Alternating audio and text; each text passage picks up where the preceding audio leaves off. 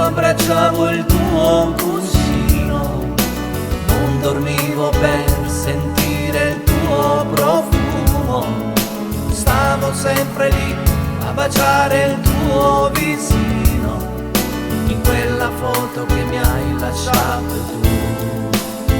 Ho sbagliato, perdonami, senza te non so che